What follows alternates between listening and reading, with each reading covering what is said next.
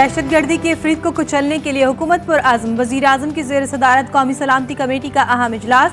किसी को कौमी सलामती के तसव्वुर को नुकसान पहुँचाने की इजाज़त नहीं देंगे। इजलास का एलामिया जारी। पाकिस्तान को ललकारने वालों को पूरी कुव्वत से जवाब मिलेगा। मुल्की मुफादात का जुर्रत, बहादुरी और मुस्तकिल मिजाजी से तहफ़्फ़ुज़ किया जाएगा। पूरी कौम दहशतगर्दी और दहशतगर्दों के खिलाफ मुत्तहिद है। मज़ीद फैसलों के इजलास 2 जनवरी को दोबारा होगा।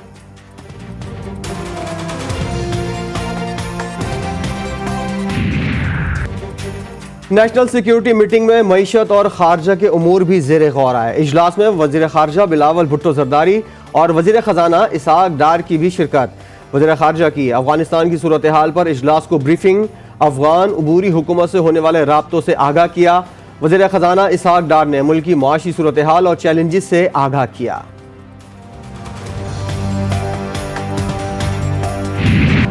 इस्लामाबाद में बल्दियाती इलेक्शन कल ही होंगे। इस्लामाबाद हाई कोर्ट ने बड़ा फैसला सुना दिया।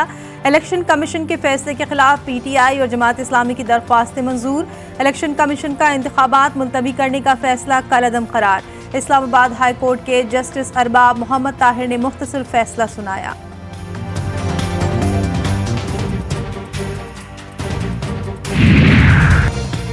चंद घंटों में इंतखाबात कैसे करवाएं? इस्लामाबाद हाई कोर्ट के फैसले के बाद इलेक्शन कमीशन की दौड़ें। Chief election commissioner Sikandar Sultan Raja election commission पहुंच गए।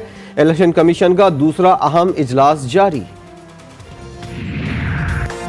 हुकूमत का इस्लामाबाद हाई कोर्ट के फैसले को चैलेंज करने का फैसला। हाई कोर्ट के फैसले के खिलाफ इंटर कोर्ट अपील दायर की जाएगी। अपील में आज ही समाअत की इस्तदा की जाएगी। Additional attorney general Munawwar Iqbal Dogal ने कहा कि फैसले की मुसद्दिका नकल मिल गई। अपील की तैयारी का काम जारी है।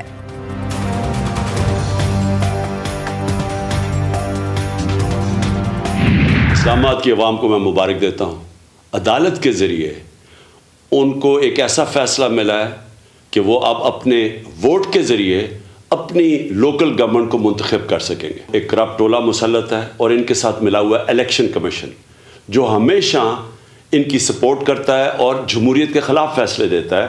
और अल्लाह का शुक्र है कि अदालतें हमेशा इनके फ़ैसलों को मुस्तरद कर देती हैं। चेयरमैन पीटीआई की बल्दियाती इंतखाबात के अदालती हुक्म पर इस्लामाबाद की आवाम को मुबारकबाद। अवाम के नाम खुसूसी पैगाम में कहा, करप्ट टोला अवाम से खौफजदा है, हमेशा इंतखाबात से राह फरार इख्तियार करता है। मुल्क की बदकिस्मती है कि मुसल्लत करप्ट टोले के साथ इलेक्शन कमीशन भी मिला हुआ है। मौजूद अदालतें इलेक्शन कमीशन के गैर कानूनी फैसले को हमेशा मुस्तरद कर देती हैं। इस्लामाबाद के अवाम कल बल्दियाती इंतखाबात में भरपूर हिस्सा लें। अदालती हुक्म पर इस्लामाबाद में बल्दियाती इलेक्शन मुमकिन नहीं। वज़ीर दाखिला राना सनाउल्लाह ने हाथ खड़े कर लिए। इलेक्शन के लिए 4 से 5 माह लगेंगे। अदालत का हुक्म सर आंखों पर लेकिन काबिल अमल नहीं। 1000 पोलिंग स्टेशन के लिए इंतजामात कम वक्त में नहीं हो सकते। बल्दियाती इंतखाबात कल मुमकिन नहीं। वज़ारत दाखिला ने इलेक्शन कमीशन को आगाह कर दिया।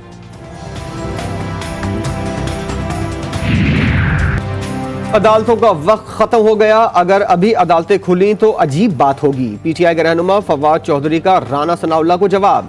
कहा, राना सनाउल्लाह जहां भी इलेक्शन कराते हैं बुरी तरह हारते हैं। अगर वो सिक्योरिटी नहीं दे सकते तो इस्तीफा दे दें। इलेक्शन कमीशन नून लीग के मातहत इदारे की तरह काम कर रहा है। कल इलेक्शन नहीं कराते तो अदालती फैसले की तौहीन होगी। बिल्कुल गुंजाइश नहीं है जी। आइन बड़ा वाज़ेह है। अगर वक्त से पहले असम्बलियाँ जो हैं वो जाती हैं तो 90 डेज़ हैं। अगर टाइम पे इलेक्शंस होते हैं तो 60 डेज़ है उसमें टाइम। उसके दरमियान केयर टेकर सेटअप आएगा। इसके अलावा कोई और ऐसी गुंजाइश नहीं है। और मेरे ख्याल में ये एक किसी की ख्वाहिश हो सकती है लेकिन अमली तौर पर इस तरह। हुकूमत ने टेक्नोक्रेट सेटअप को गैर आइनी करार दे दिया। वज़ीर कानून आज़म नज़ीर तारड़ ने कहा कि आइन में टेक्नोक्रेट हुकूमत की कोई गुंजाइश नहीं। आइन वाज़े है। अगर वक्त से पहले असम्बलियाँ जाती हैं तो 90, वक्त के मुताबिक असम्बली गई तो 60 रोज़ में इलेक्शन होंगे। असम्बलियाँ तहलील होने के बाद निगरान हुकूमत आएगी। निगरान हुकूमत के अलावा कोई गुंजाइश नहीं।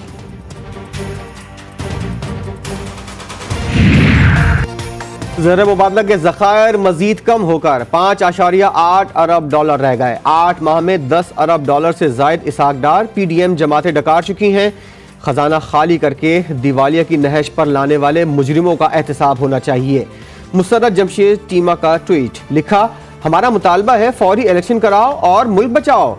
बंद कमरों के फैसलों पर सख्त रद्द अमल आए। टेक्नोक्रेट हुकूमत को अवाम हरगिज कबूल नहीं करेंगे। मरे पर 100 दुर्रे, महंगाई के बोझ तले दबे अवाम को महंगाई का नया तोहफा।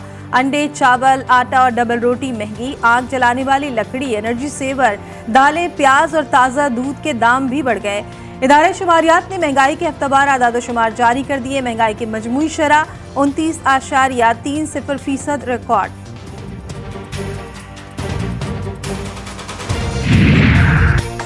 गैस बहरान से परेशान सार्फिन के लिए अच्छी खबर। जनवरी के लिए LPG सस्ती हो गई। ओगरा ने फी किलो कीमत 204 रुपये 35 पैसे मुकर्रर कर दी।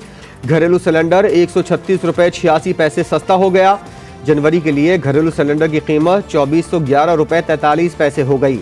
दिसंबर में घरेलू सिलेंडर की कीमत 2548 रुपये 29 पैसे थी।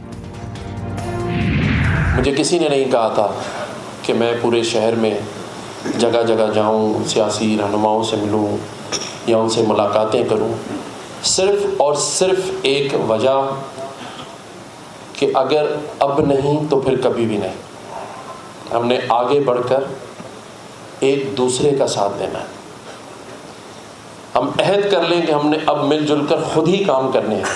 जो काम रियासत नहीं कर सकी वो हम करेंगे। MQM के धड़ों को एक करने का मिशन। गवर्नर सिंध की आधी रात को PSP के पाकिस्तान हाउस आमद। कामरान किशोरी का फूलों की पत्तियां निछावर करके शानदार इस्तकबाल।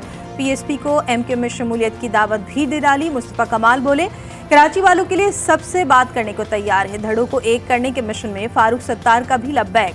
इतबार को तमाम धड़ों के इंतजाम का इम्कान।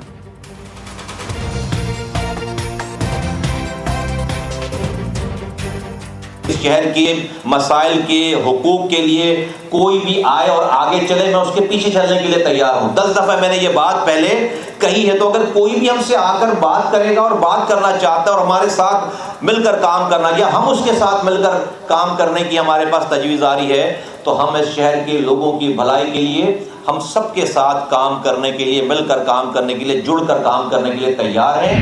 मैं पूछना चाहता हूं MQM के तमाम लोगों से, रिजीम चेंज के मौके पर जब आप अपनी कीमत लगा रहे थे, विजारतों पे बेच रहे थे इस शहर को, तो उस वक्त आपने ये मुतालबा क्यों नहीं किया कि हम उस वक्त वोट देंगे जब आप आइन की आर्टिकल 140A के तहत सिंध असम्बली से तरमीम पास कराएंगे। आसिफ अली सरदारी और कामरान टिसोरी अवाम दुश्मनी कर रहे हैं। आमिर जमात इस्लामी कराची हाफिज नईम उर रहमान बोले, MQM को अपनी वजारत से प्यार है, कराची से नहीं।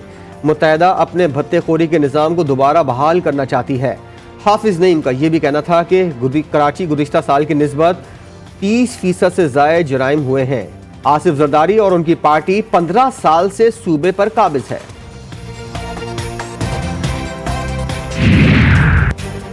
तहरीक इंसाफ ने MQM को गुंडों की जमात करार दे दिया। PTI रहनुमा फवाद चौधरी ने ट्वीट में कहा, MQM के मुख्तलिफ धड़ों के इत्तेहाद का मकसद कराची में तहरीक इंसाफ को रोकना है। कराची का शहर रोशनियों का शहर था, सारे गुंडे जमा करके MQM बना दी गई।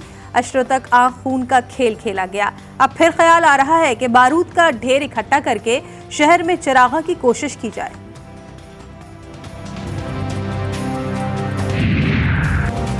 वज़ीर आला पंजाब का बड़ा फैसला, जामपुर को जिले का दर्जा देने का ऐलान कर दिया। दाजल और मोहम्मदपुर को जिला जामपुर की तहसीलों का दर्जा दिया जाएगा। चौधरी परवेज इलाही बोले, जामपुर के अवाम का देरीना मुतालबा पूरा कर दिया। नया जिला बनने से मुलाजमतों के हजारों मौके पैदा होंगे। जामपुर में यूनिवर्सिटी बनाना भी तरजीहात में शामिल है। जनूबी पंजाब में हालिया बदतरीन सैलाबी रेलों ने रुझान के नक्शे को मुकम्मल तौर पर तब्दील कर डाला। खुशियां गम में बदल गई, मालदार खुले आसमां तले आ गए। हंसते मुस्कुराते हजारों खानदान बेबसी की तस्वीर बन गए। किसी का घर सैलाब में बह गया तो किसी की जमा पूंजी डूब गई।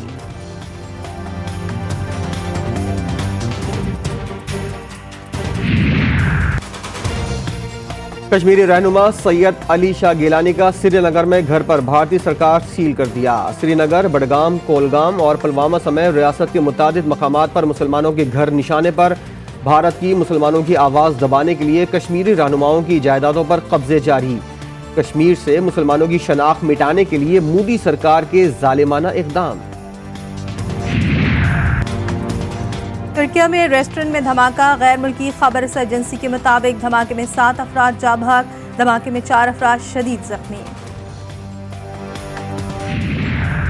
पाकिस्तान और न्यूजीलैंड के दरमियान पहला टेस्ट मैच बेनतीजा खत्म। पाकिस्तान की टीम शिकस्त से बाल बाल बच गई। दूसरी इनिंग में इमामुल हक की सेंचुरी से 4 रन दूरी, सरफराज की एक और 50, सऊद शकील के 55 और मोहम्मद वसीम के 43 रन ने पाकिस्तानी बैटिंग लाइन को खतरे से निकाला। न्यूजीलैंड मैच खत्म होने तक 138 रन में से 61 रन ही बना सकी। डबल सेंचुरी बनाने वाले Kane Williamson man of the match करार पाए।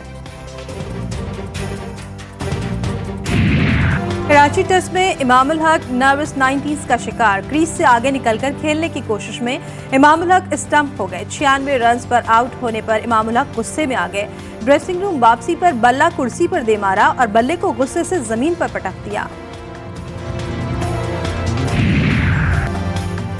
साबिक मायानाज ऑलराउंडर शाहिद खान आफरीदी की बड़ी बेटी का निकाह हो गया।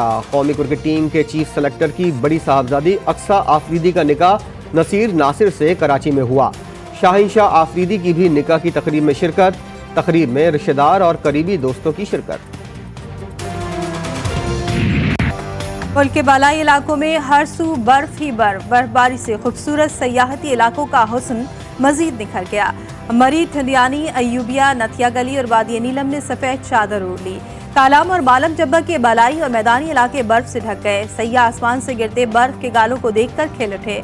गुलियात का दर्जा हरारत -3 डिग्री रिकॉर्ड। वादी हुंजा में बर्फबारी के बाद बच्चों की मौज मस्तियां।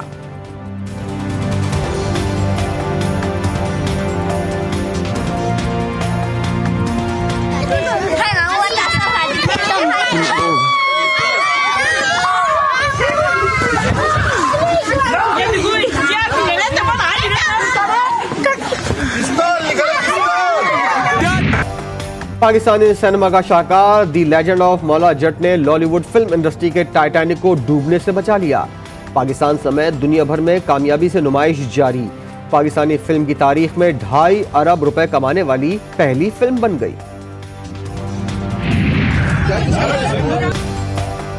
और इंटरनेशनल परवाजों में लोकल बस वाला माहौल। बैंकॉक से कोलकाता जाने वाली फ्लाइट में 2 भारतीय मुसाफिर लड़ पड़े, एक दूसरे पर थप्पड़ों और मुक्कों की बरसात कर दी। वीडियो सोशल मीडिया पर वायरल। फिजाई मेजबानों के रोकने के बावजूद मुसाफिरों के दरमियान धींगा मुश्ती रुक न सकी।